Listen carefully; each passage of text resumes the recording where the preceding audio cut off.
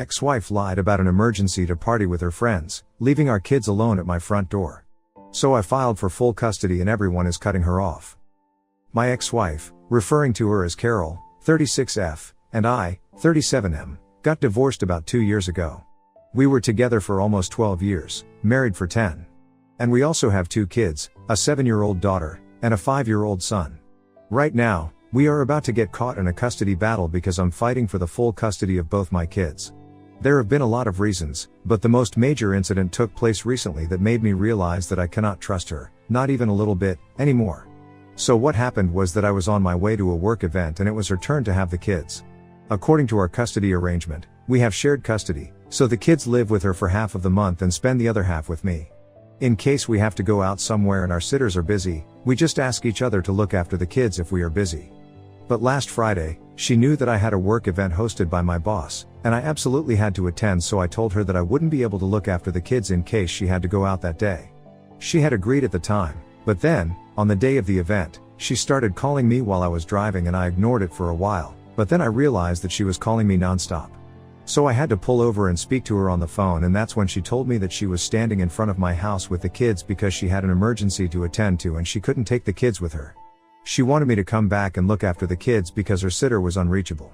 That was not going to be possible for me because I had somewhere to be, and she had known it, so she just couldn't suddenly tell me that she needed to be somewhere as well and expect me to deal with it. But even while I was arguing with her, she just hung up and told me to come back home and look after the kids because she couldn't waste time arguing with me. She had to leave and attend to the emergency that she had been called for earlier. I tried calling her back several times, but she just ignored it, and with no other option left, I had to turn back home so I could be with the kids because they have never been left home alone and I wasn't going to start now when they were so young. It was really annoying as it is, but when I got home and saw that my kids were just standing outside our door, looking lost, it really hit a nerve. The least that she could have done was at least wait for me to come back home with them and not leave them alone, so I was really upset about that. When I asked my kids when their mother had left them, they told me that she had told them to wait outside until I came back home right after she hung up the phone call with me, and since then, they had been waiting alone. I was appalled that she would do something like this because the one thing that we could agree on was that both of us cared deeply for our kids, but I guess I was wrong. Once I had come back home, the kids and I went inside and they started doing their own thing. I had to inform some coworkers about why I was absent from the event, so that's what I did, and I felt really upset that I was missing a significant work event because my wife couldn't be bothered to plan out her weeks. And it wasn't even like last Friday was the first time that something like this had happened. It had started happening quite frequently since the last couple of months, but it hadn't yet become a problem for me. She would just randomly pop up, even when it was her turn to have the kids, and tell me that I needed to look after them because she had somewhere to be. It was mostly just her hanging out with her friends, which really annoyed me because I couldn't see a reason why she had to make impromptu plans and couldn't just keep me informed from the beginning, since it would make things easier for me.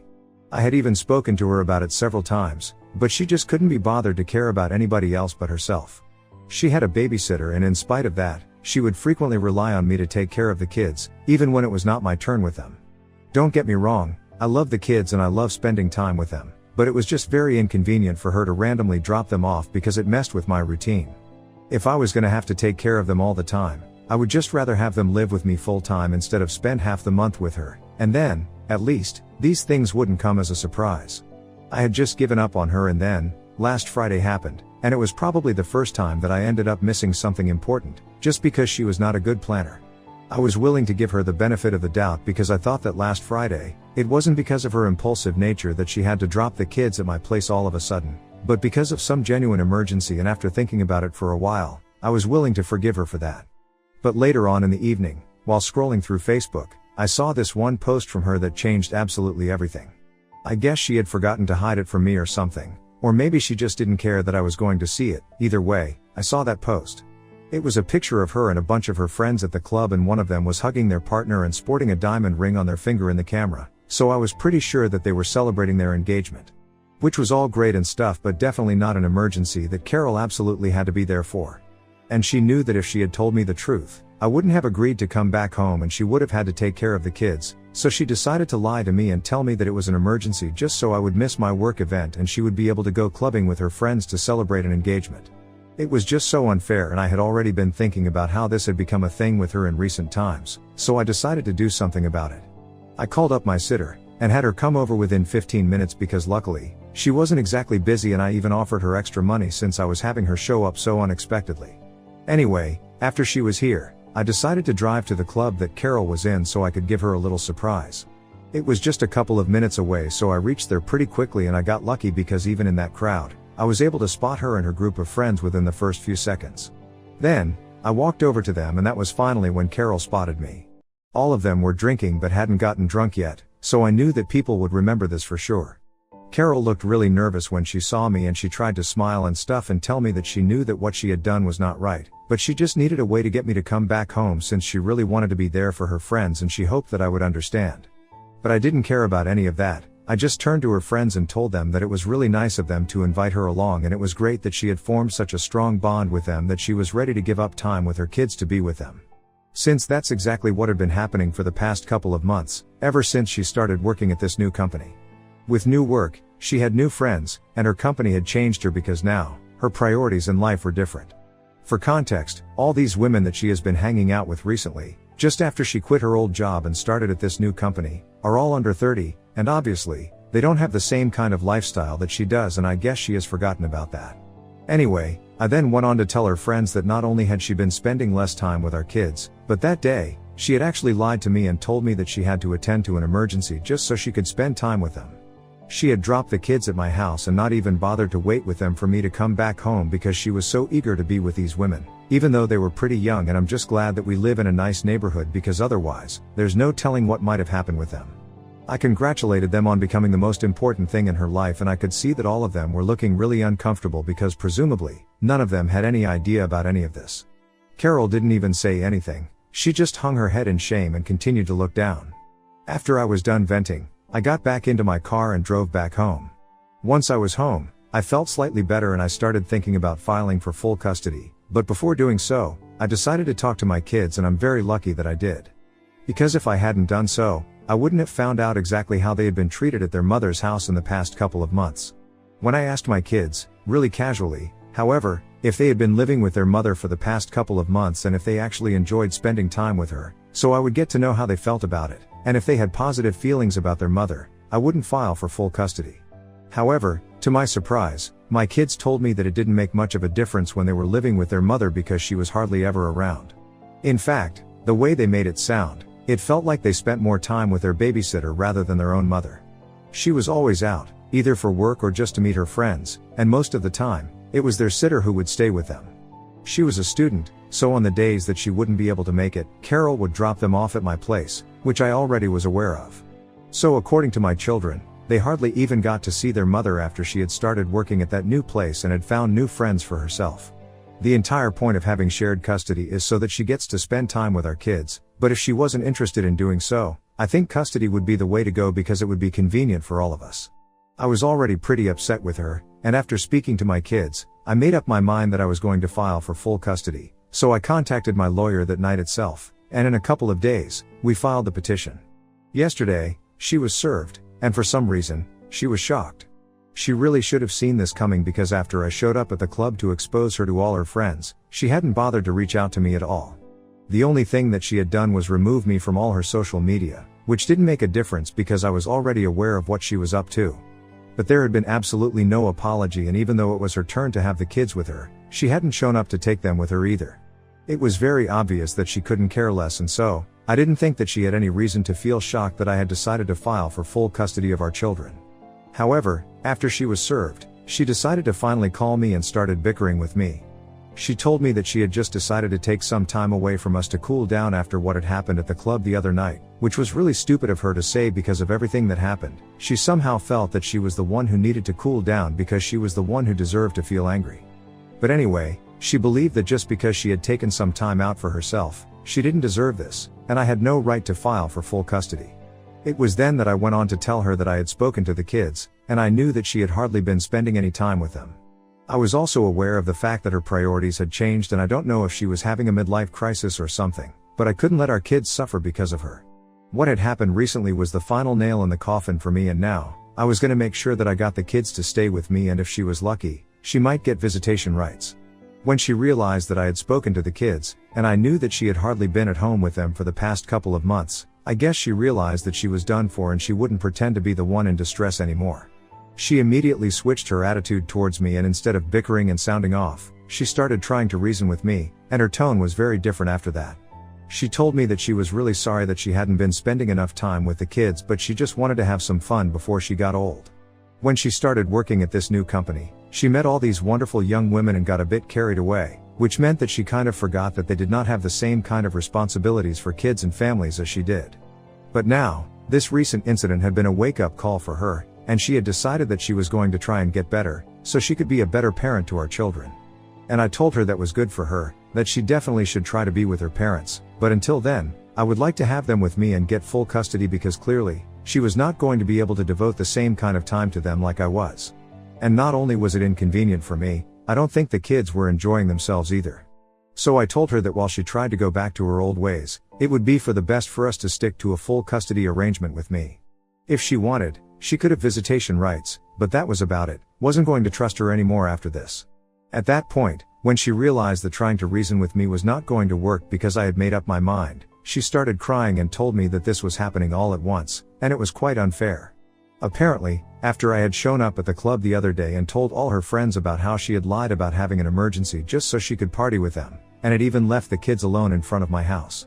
Since then, her friends have been very distant from her, and some of them have even stopped speaking to her because they could not be on board with this kind of behavior.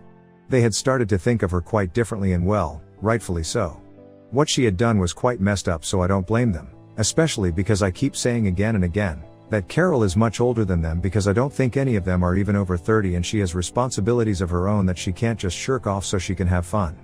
She told me that it was kind of my fault, because even if I was mad at her, I should have at least waited until the next day to confront her about it and let off some steam. Now, on top of that, I had also filed for full custody, and it was just too much to handle for her. She felt like I was punishing her too much for just one tiny mistake, and it wasn't fair at all, because not only had she kind of lost her friends, but she was also at risk of losing custody of children now. She told me that I needed to think about her situation right now and at least try to be a little kind to her. Apparently, she thinks that she has already learned her lesson and she's not going to repeat this kind of behavior, so I need to give her a second chance. But honestly, I don't think that I can take a chance with my kids, so I had to tell her that I had already made up my mind and I wasn't going to change it. It was not easy for me either, because I knew that custody matters are particularly difficult for the kids, and they had already been through our divorce, so I didn't want to put them through something like that again. But for their own good, I had to. I tried to break it to her gently when I realized that she had started crying on the phone, but even then, she refused to listen to me, and then she started throwing a tantrum on the phone. She started screaming at me, saying that I was ruining her life and that I couldn't punish her so hard just for wanting to have some fun. All she wanted to do was feel young again, and that's why she had gotten a bit carried away, and she admitted that it was not a good thing to do, that she had made a mistake, but she definitely deserved one more chance. I felt like she was being childish, so I hung up, but then she started texting me and telling me that she was really sorry about everything and that she really would try to get better. Now, she was not even going to be in touch with her friends anymore, so she would definitely be spending more time with the kids and would never abandon them the way she did again. Since yesterday, she has kept sending me messages periodically, and it's making me feel really bad about what I'm doing, because I know it's probably good for the kids and more convenient for me, but now that I think of it, I don't know if it's a good idea to take them away from their mother for something like this. I do agree that Carol messed up, but as parents, don't we all mess up sometimes? The only question is if her mistake was worth forgiving or not, or if there's a chance of it ever happening again. If I'm being honest, I'm very confused, and even though I've spoken to my lawyer and my parents about this, I don't know how to feel. I just have no idea what to do, and my only intention here is to do what is best for the kids, but I don't even know what exactly that is right now, so I'm here to ask for advice from your guys. Ida, for filing for full custody of my kids after my ex-wife lied about having an emergency so she wouldn't have to look after them one evening. Edit. Hey, guys. There has been a lot of speculation about why exactly my wife and I got divorced, and well, it's not what you guys think. No, neither of us was having affairs, it was honestly just because we fell out of love. After we had our second child, our son, we kind of started drifting apart. When we realized it, we tried to make it work with couples counseling and stuff, but even that didn't help much. After some time, we just had to agree that our relationship had run its course, and it was really devastating, but getting divorced was a much better alternative than staying in a loveless marriage and hardly speaking to each other anymore. Our divorce was quite amicable, and I know that in my original post, I made it sound like our post has been quite terrible for the kids, but I just meant that in the normal sense. All of a sudden, their parents were separating, and their mother was moving out and stuff, so that might have been a bit difficult for them to come to terms with, and that's what I meant when I said that they had already been through something like this, so I didn't want to put them through a custody battle. Also, some of you guys wanted to ask why exactly we did not approach our parents to look after the kids and babysit them when our sitters were not available, especially my ex-wife. So my parents live in the suburbs, which is quite far away, and I hardly ever ask them to babysit the kids because it's not very convenient for either of us. And as for Carol's parents, they live out of state, so asking them for anything is out of the question. People were also asking whether Carol had been having some sort of affair or not, and honestly, I don't know. I haven't been seeing anybody seriously ever since the divorce happened, and even though I've been out on a couple of dates since the divorce, it's been nothing serious. As for Carol, I know that she has been seeing other people, but I don't know if she has found someone who is dating. If she has, she hasn't let me know, and she kept it a secret. But now that the petition for full custody has already been filed, I don't think she's gonna come clean about any sort of relationship she has, because clearly, her friendships and relationships have negatively impacted their relationship with her children, so it's definitely going to come into play in the custody battle if I decide to go through with that. At the moment, I still have no idea what I'm gonna do because my friends and my family are kind of divided on what I should do next. But I'm still holding out on a judgment from you guys. Update 1. Hey, thank you so much for all the comments, and I have finally made up my mind about what I want to do. So I'm gonna go ahead with demanding full custody because no matter how much she apologizes, she's not gonna be able to take back what she did. She's not gonna be able to win back my trust until she proves that she's capable of handling raising our kids. I have also had to sacrifice a lot of fun times with my friends for the sake of our kids, and I would never feel any sort of regret for it. If given the choice to do so again, I would choose my kids in a heartbeat, and it's very worrying that I am not sure if she would do the same. How can I have shared custody of our kids with her if I'm not sure of it? Because that's what parenting means, making sacrifices when you need to, and if she doesn't understand that, I don't think it's the right time for her to be a parent to our kids right now. Besides, I just can't get that one incident out of my head because she literally left our kids alone, standing at my doorstep, so she could frolic with her friends. I mean, that's completely unacceptable, and I cannot think of any parent in their right mind who would be fine with something like that. It's been 3 days since I last spoke to her on the phone, and today, I decided to finally respond to all the messages that she had been sending me relentlessly, and I told her that I'm really sorry about everything, but I'm not gonna be changing my mind about demanding full custody of the kids. And I think it's very unfair to try and blame me for this situation because if anything, she was the one who created it. Now, she's gonna have to suffer the consequences of her actions. It's pretty simple. And there's no reason for her to be so stressed out if she doesn't think she hasn't done anything wrong, because I'm sure that if the matter goes to family court, the judge is obviously going to decide what is best for the kids, so ultimately, what really matters is what the law thinks and not what she or I think. Update 2. I had sent Carol a message, telling her that I was going to stick to my decision of demanding full custody a couple of hours ago, and just a few minutes back, she replied to it saying that she had spoken to her lawyer as well and she was ready to fight in court. She also said a couple of things about how she had realized that just because she was a woman, she was not allowed to have any fun, and how mothers all around the world have had to sacrifice so much while fathers get to do whatever they want. And that might be true for other cases. I don't think that's true for our situation, since I have sacrificed just as much as she has, and I'm not some absentee father who doesn't care about our kids.